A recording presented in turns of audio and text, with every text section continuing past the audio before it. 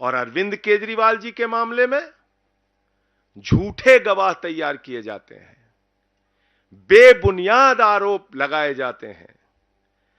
10-10 गवाहों के 10-10 बयानों को छिपाकर षड्यंत्र के तहत 2 ही बयान कोर्ट के सामने लाए जाते हैं।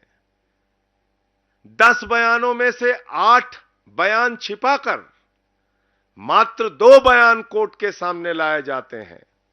और मैं फिर से दोहरा रहा हूं, मगुंटा रेड्डी, राघव रेड्डी के 10 बयान थे। अंतिम 2 बयान में जैसे ही उन्होंने केजरीवाल जी का नाम लिया, तुरंत उसके बेटे को बेल मिल जाती है।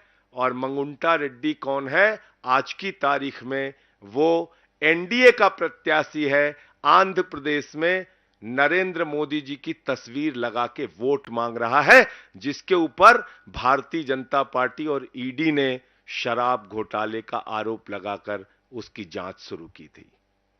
आज वो कैसे मोदी की तस्वीर लगा के वोट मांग रहा है? मुझे जवाब दो भारतीय जनता पार्टी के लोगों। शरद रेड्डी 12 बयान उसके लिए जाते हैं अरविंद केजरीवाल जी के बारे में, एक शब्द नहीं बोलता। अंतिम 2 बयान में बोलता है, 10 बयान में नहीं बोलता। और जैसे ही 2 बयान में वो नाम लेता है केजरीवाल जी का, उसको तुरंत बेल मिल जाती है और वो छूट जाता है कमर दर्द के नाम पे। ये राजनीतिक षड्यंत्र नहीं तो और क्या है? चंदन रेड्डी नाम के एक गवाह का कान का पर्दा फाड़ दिया गया, हाई कोर्ट में उसने अपील की।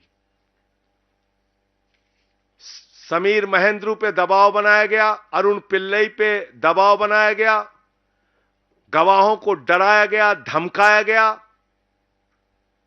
और तब यह पूरा मामला केजरीवाल जी के खिलाफ तैयार किया गया।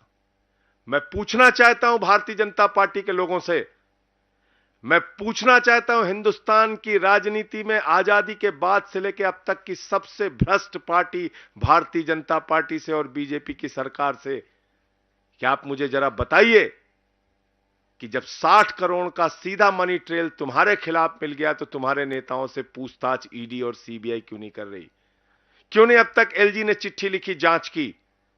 क्या कारण है कि इलेक्टोरल बॉन्ड में इतना हजारों करोड़ का घोटाला सामने आने के बावजूद, जिस कंपनी का मुनाफा 0 है, जिस कंपनी का मुनाफा घाटे में है, मुनाफा तो छोड़िए, जो कंपनी घाटे में चल रही है वो सैकड़ों हजारों करोड़ रुपए आपको चंदा दे रही है, जो फर्जी कंपनियां कागजों में बनी हैं वो सैकड़ों हजारों करोड़ रुपए भारतीय जनता पार्टी को चंदा दे रही हैं। कहां income tax department, CBI, ED क्यों नहीं जांच करती भारतीय जनता पार्टी के नेताओं की? क्यों नहीं पूछताछ होती उनकी? क्यों नहीं गिरफ्तारी होती नहीं उनकी? क्यों नहीं छापे पड़ते उनके यहां? तो इसलिए मैं फिर दोहरा रहा हूं कि यह पूरा का पूरा मामला एक गहरी राजनीतिक साजिश के तहत अरविंद केजरीवाल जी के खिलाफ बनाया गया है। और जो बयान केजरीवाल जी के पक्ष में थे वो बयान ईडी ने जानबूझकर भारतीय जनता पार्टी और सरकार के इशारे पर राजनीतिक साजिश के तहत कोर्ट के सामने रखा ही नहीं।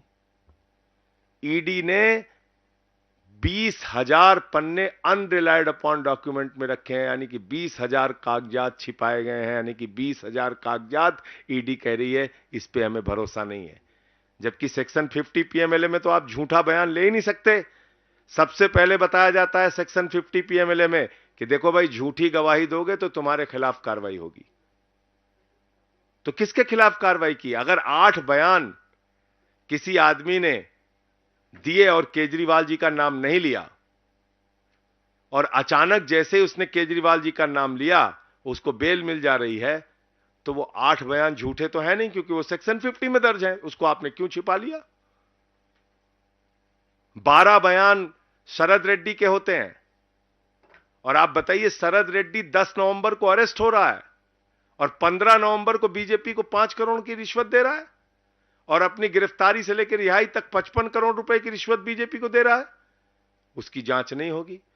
तो इसलिए हमें पूरी उम्मीद है कि माननीय सर्वोच्च न्यायालय के समक्ष जब सारे तथ्य, सारे सबूत, गवाहों के सारे बयान जो छिपाए गए हैं वो बयान भी, और उसकी सच्चाई जब माननीय सर्वोच्च न्यायालय के सामने आएगी, तो अरविंद केजरीवाल जी को राहत मिलेगी, वो पूरी तरह से निर्दोष साबित होंगे और वो जल्द ही बाहर आएंगे।